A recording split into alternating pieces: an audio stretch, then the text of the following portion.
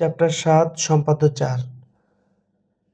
দুইটা কর্ণ দেওয়া আছে, a সমান 4 সেন্টিমিটার, b সমান 6.5 সেন্টিমিটার এবং একটি কোণ দেওয়া আছে 45 ডিগ্রি, মানে দুইটা কর্ণ একটি কোণ। এখন আমরা সামান্তরিক আঁকাতে হবে। কিভাবে আঁকাবো? প্রথমে আমরা যে কোনো একটি রশ্মি নিব, এটা আমার ইচ্ছা মতো যে কোনো একটা রশ্মি নিই। রশ্মির নাম দিলাম বি ডি। এখন আমার কাজ হলো কর্ণ সমান করে বিডি থেকে, এখন আমরা এই যে কর্ণ, প্রথম কর্ণ যেটা প্রথম কর্ণ, এই যে প্রথম কর্ণ সমান করে আমরা বিডি থেকে বিসি অংশ কেটে নিলাম। কর্ণ সমান প্রথম কর্ণ, এখানে লিখে দিই, সুবিধা হবে বোঝার সুবিধার্থে। এখন যে কাজটা করব, আমরা এক্স কোণের সমান করে কোণ আঁকাবো, কিন্তু তার আগে আমরা যে জায়গাটা নির্ধারণ করেছি কর্ণ সমান, এই কর্ণটাকে অর্ধেক করব। তো আনুমানিক ধরে নিলাম এটুকু অর্ধেক। তো আনুমানিক অর্ধেকের বেশি বা তারও বেশি তুমি নিতে পারো। নিয়ে তুমি এই দিকে ডান দিকে একটা চাপ, মানে উপরে একটা চাপ, নিচে একটা বৃত্তচাপ, সেম ব্যাসার্ধ নিয়ে, এখন তুমি সেম ব্যাসার্ধ নিয়ে আবার উপরে একটা চাপ, নিচে একটা চাপ, দুইটা এরকম বৃত্তচাপ স্কেলের সাহায্যে আমরা মধ্যবিন্দু নির্ণয় করব। বিসি এর মধ্যবিন্দু, এই যে বিসি এর মধ্যবিন্দু, যার নাম দিলাম ও। এই মধ্যবিন্দুতে আমরা এক্স কোণ সমান করে একটা কোণ আঁকাবো। কোণ সমান কোণ কিভাবে আঁকাতে হয়? প্রথমে কোণের যে কোনো একটা ব্যাসার্ধ নিয়ে নিলাম, সেম ব্যাসার্ধ আমরা এই যে মধ্যবিন্দু নির্ণয় করেছি, এখানে এসে আমরা সেই চাপটাই নিব।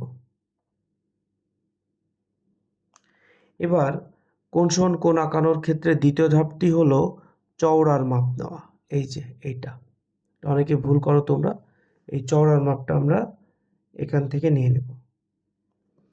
নেওয়ার পর আমরা এখন কোণ সমান কোণ অঙ্কন করে ফেলবো। এটা যোগ করলেই এক্স কোণ সমান কোণ অঙ্কন হয়ে গেল। এখন আমরা এই যে এক্স কোণটা অঙ্কন করলাম, এটা পিছনের দিকেও সেম বাড়াই দিব।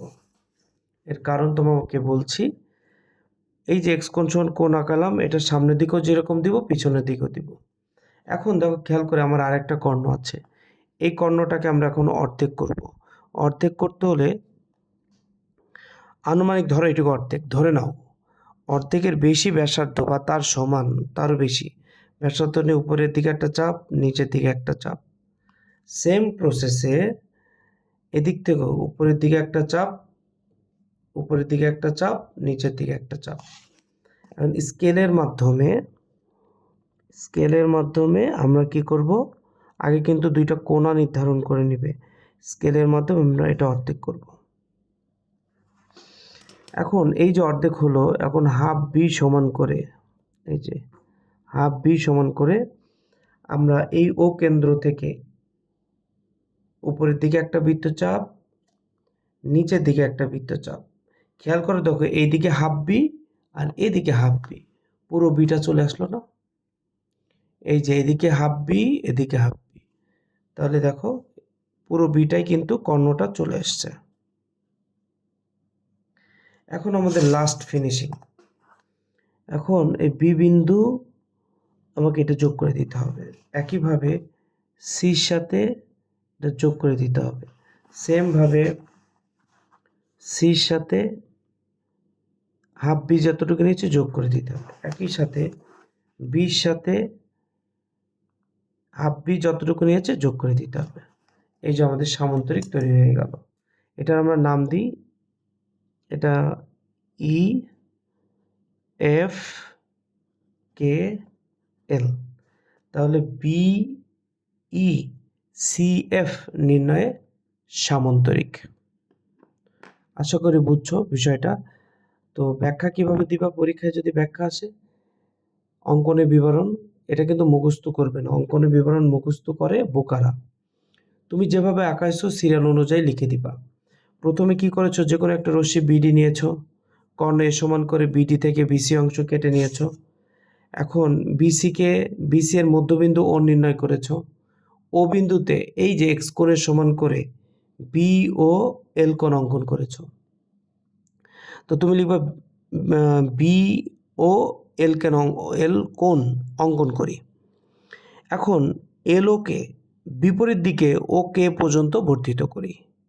ওকে কেন্দ্র করে হাফ বি এর সমান ব্যাসার্ধ নিয়ে ও এল এর উপর ও এফ বৃত্তচাপ আঁকি। ঠিক তার বিপরীত দিকে ওকে এর উপরে ও ই বৃত্তচাপ আঁকি। এখন বি ও এফ, এফ ও সি, সি ও ই ও বি যোগ করি, তাহলে BFCE নির্ণয়ে সামান্তরিক। ধন্যবাদ সবাইকে।